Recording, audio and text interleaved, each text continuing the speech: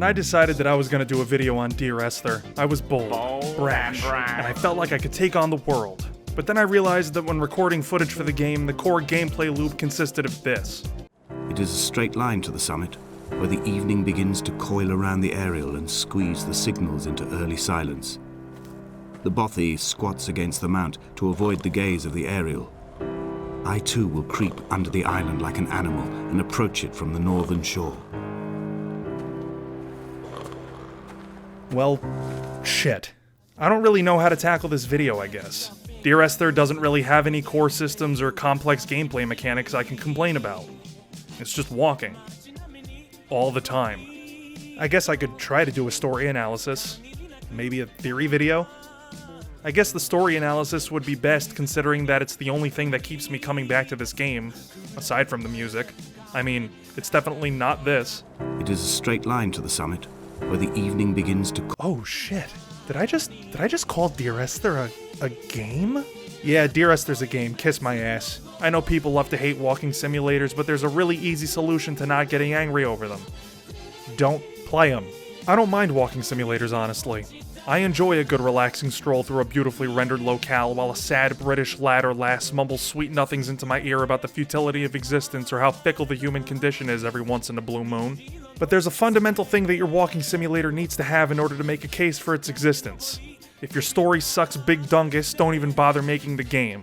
There's plenty of games that can get away with having god-awful stories yet still be critically acclaimed and beloved by consumers because its core gameplay loop and mechanics are extremely satisfying. Doom 2016 and Doom Eternal, for example. When your game consists of 2 to 4 hours of... It is a straight line to the summit. Then you best be making sure that your story is tightly knit, compelling, and well executed.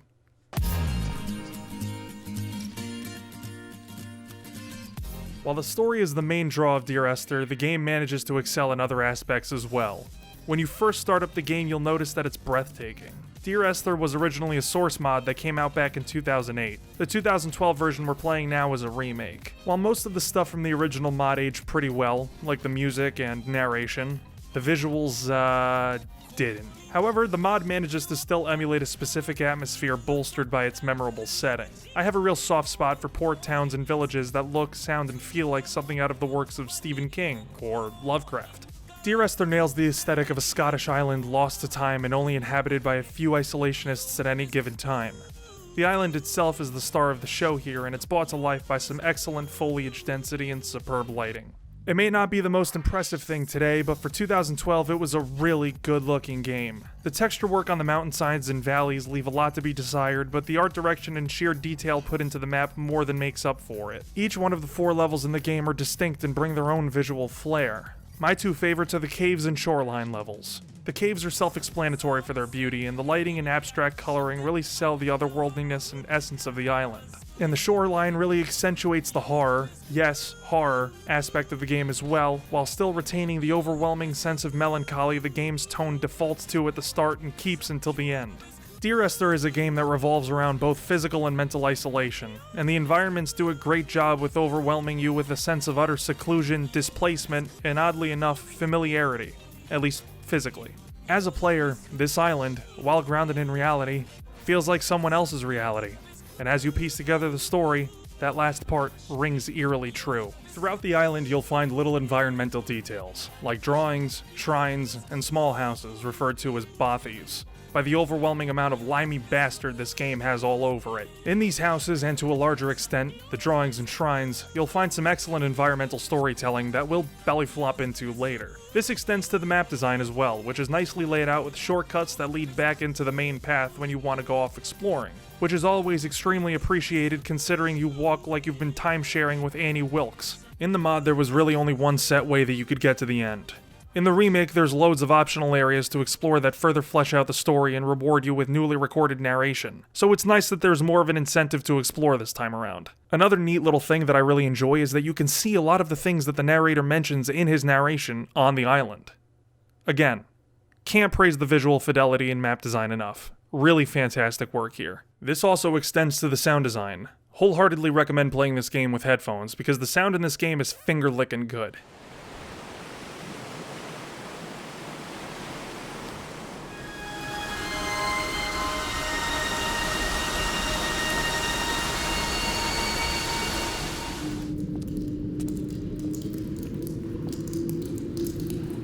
Then the music starts to kick in.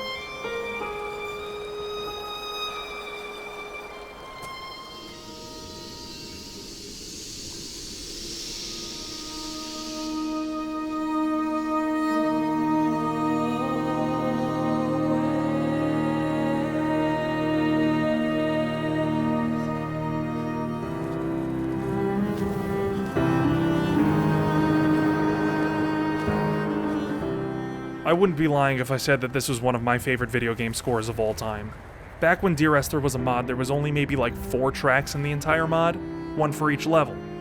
The remake expands upon the soundtrack in a whole bunch of new ways, from the re-recorded instrumentals to completely new tracks that all sound great. So pretty much every aspect of the visual and audio quality is top tier that accurately reflects the tone the game is going for, which is mystery, horror, and romance, oddly enough. There really isn't anything outright scary about Dear Esther. All of the horror is pretty much regulated to atmospheric and ambient.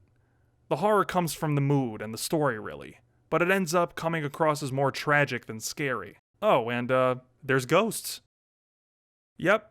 While you're taking your Italian old man Sunday walk, you'll see some shady silhouettes stalking you.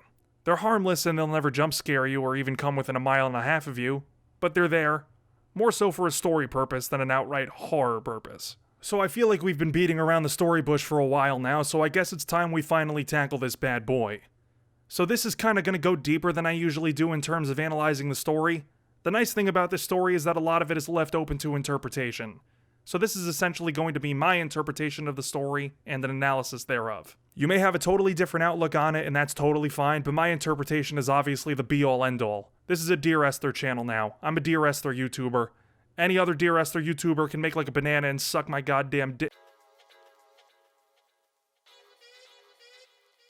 So operating under the assumption that you haven't played this yet, you should. It's like $5 and 1.5 hours long. I'll give you a general layout of the story, then dive into it. Bear with me because this might get a bit messy. There's 5 main characters that we need to worry about.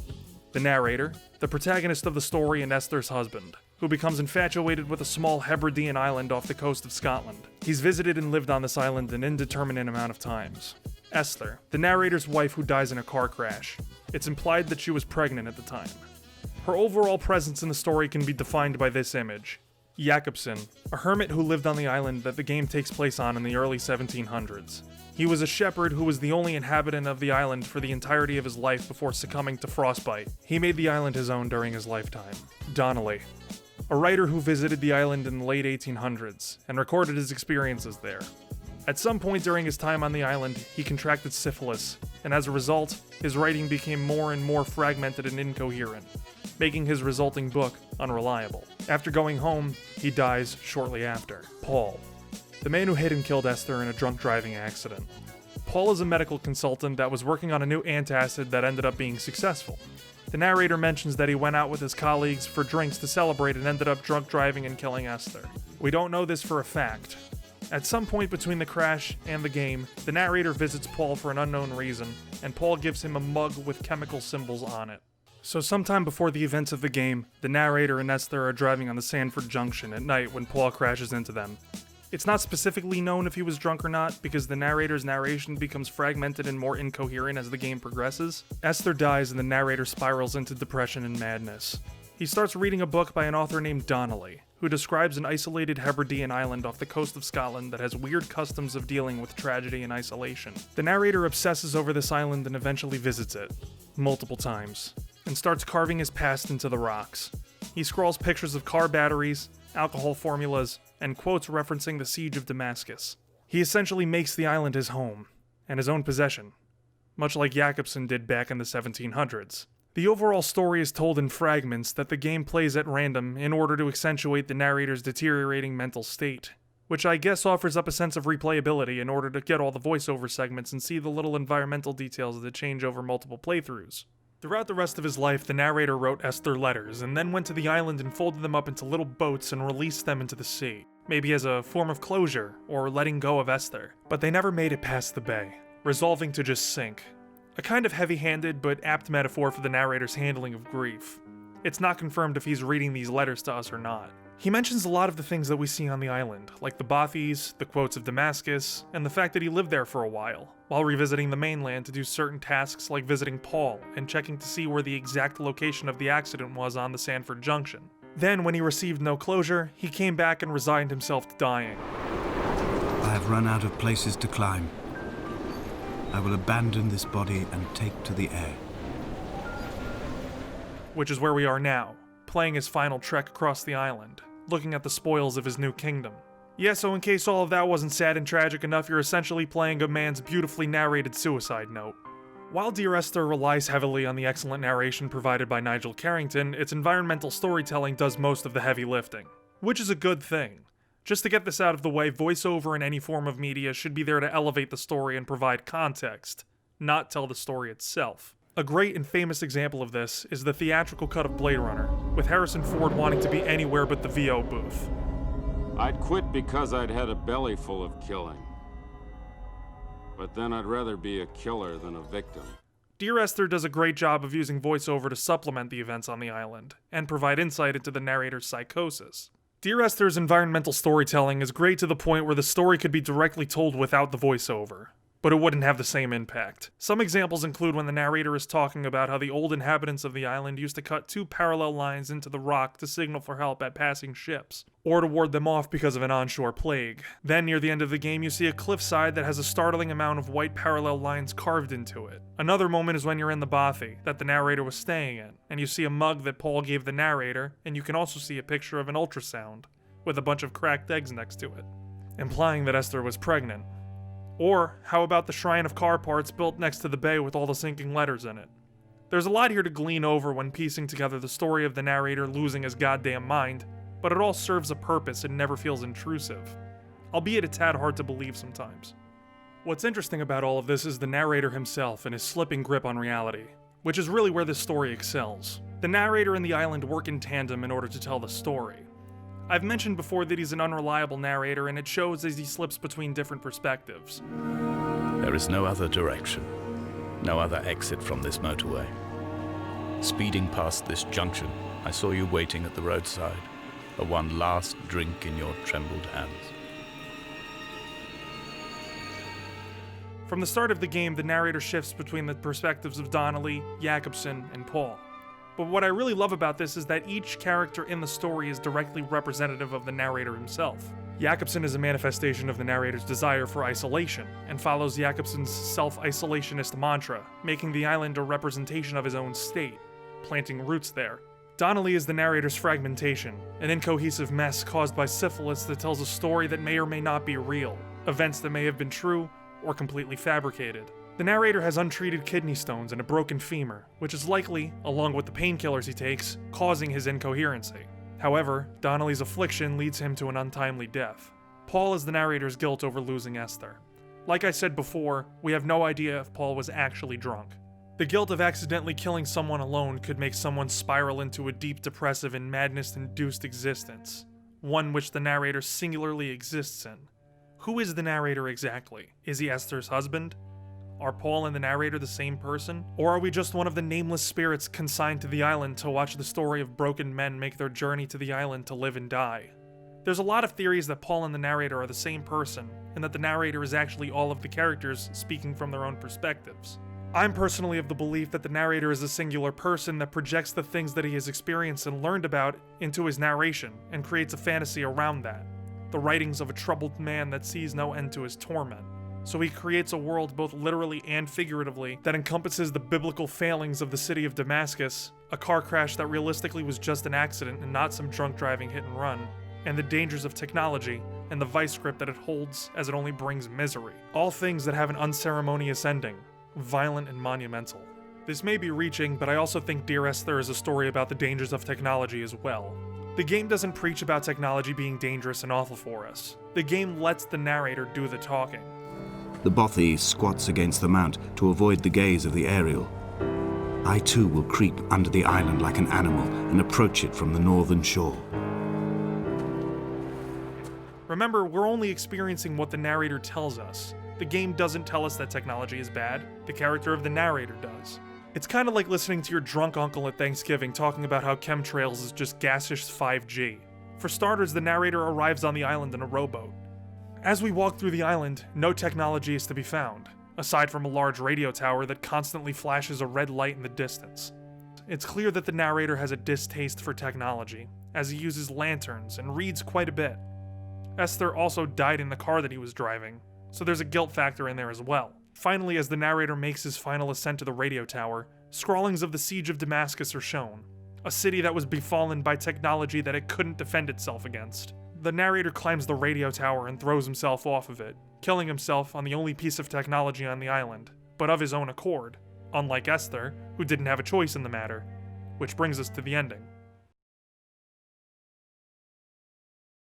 So at the end, the narrator, finally at peace with himself, climbs to the top of the radio tower, jumps off, and becomes a bird that soars over the sinking letters he wrote Esther. This is an ending that's hard to come to terms with, but one that I feel is a fitting end to a man so racked with turmoil. Throughout the game, the narrator mentions his envy of gulls, and how they aren't bound by the emotions and destructive nature of the world that we have to endure. So by jumping off the tower, presumably killing himself, and turning into that gull, the narrator frees himself from a life that he perceived as one that would be filled with unanswered questions. Like how he spent countless hours trying to find the exact location of the crash site, but never could, and why Paul's car had to crash into their specific car that night. In his final narration, he sheds all notions of guilt and has resigned himself to becoming something other than himself. A being that can be free of the anchor that attaches itself to the dirt of the island. A being with no concept of loss, guilt, and madness. He flies over the island, leaving behind landmarks that once told the story of his past, now free of any meaning. Just artifacts and marks of chalk on a rock from past once lived. Now lost to the island, just like the inhabitants previous. Finally, he flies over the sinking letters that he wrote to Esther, but never made it out to sea. All the words he wished he said to her trapped amongst the rocks of the island, slowly sinking and wasting away in the cold waters of the Atlantic. He slowly glides over them, as if there was one final acknowledgement, and finally makes his way out of the bay, much like the letters couldn't, and with one final fade to black, the narrator leaves the island and into the great unknown of the sea, with no concept of his past, present, or the uncertain future that lies ahead of him.